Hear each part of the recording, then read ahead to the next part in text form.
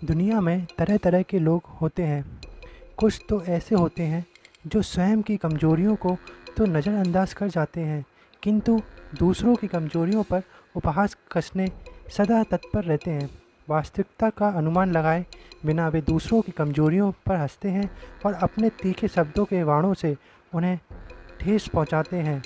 किंतु जब उन्हें सच्चाई का पता चलता है तो सिवाय शर्मिंदगी के उनके पास कुछ शेष नहीं बचता। आज हम आपको एक अंधे व्यक्ति की कहानी बता रहे हैं जिसे ऐसे ही लोगों के उपहास का पात्र बनना पड़ा। अंधा आदमी और लालटेन। एक गांव में एक अंधा व्यक्ति रहता था। वह रात में जब भी बाहर जाता, एक जली हुई लालटेन हमेशा अपने साथ रखता। एक रात वह अपने दोस्त के घर से भोजन कर अपने घर वापस आ रहा था।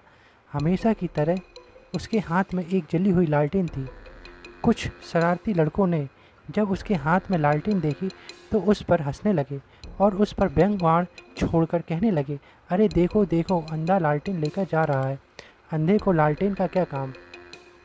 उनकी बात सुनकर अंधा व्यक्ति ठिठक गया और नम्रता से बोला, सही कहते हो भाइयों, मैं तो अंधा हूँ, देख नहीं सकता। मेरी दुनिया में तो सदा से अंधेरा रहा है, मुझे लालटेन का क्या काम।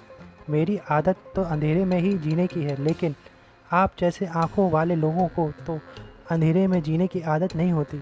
आप लोगों को अंधेरे में देखने में समस्या हो सकती है।